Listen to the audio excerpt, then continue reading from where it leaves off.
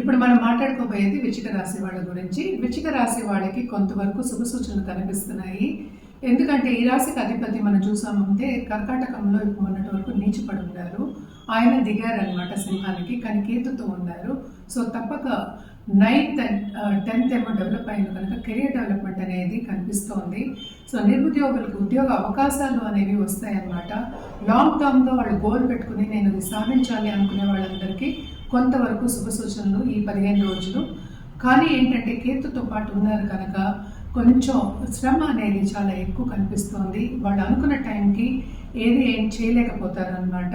అలాగే మనం చూసాము అంటే లక్ అనేది కొంచెం తక్కువ ఉంది.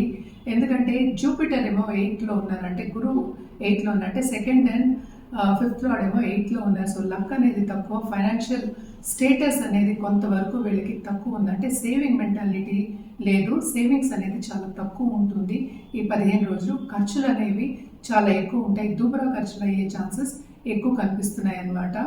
కానీ 4th లో రాహు ఉన్నాడు కనుక తప్పక ఇంట్లో ఉన్న వాళ్ళ కొంతవరకు ఏంటంటే మీకు సన్నిహితంగా ఉండడం కానీ సపోర్ట్ ఇవ్వడం కానీ జరుగుతుంది. పెద్ద పెద్ద ఎంఎన్సీలో పనిచేసే వాళ్ళందరికీ కూడా ఏంటంటే కొంతవరకు కంఫర్ట్ లెవెల్ అనేది కనిపిస్తుంది అనమాట.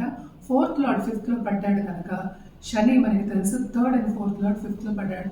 సో తోబుట్టువులతో సన్నిహితంగా ఉండడం, అందరితో కలిసిమెలిసి ఉండడం అనేది కనిపిస్తోంది.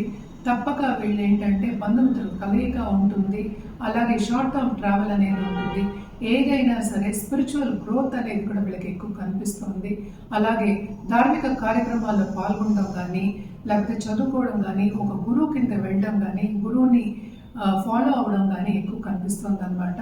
అలాగే మనం చూసాము అంటే ఆన్లైన్లో బిజినెస్ చేసే వాళ్ళకి కానీ, లేకపోతే ఆన్లైన్ మనం ఎప్పుడు అనుకున్నట్టు ఆర్ట్ రంగంలో ఉన్న వాళ్ళకి కానీ తప్పక బాగుంటుంది. ఎందుకంటే వీనస్ కూడా మూవ్ అవుతున్నారు towards end of this month. So తప్పక ఆ టైంలో బాగుంటుంది. ఖర్చులు మాత్రం చాలా విపరీతంగా ఉంటాయి.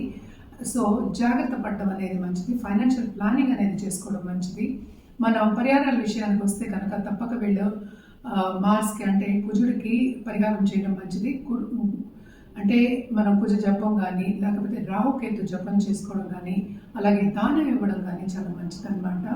ఇది లేని పక్షాన్ని శక్తి రూపం ఏ రూపమైనా సరే చేసుకోవడం మంచిది. దాంట్లో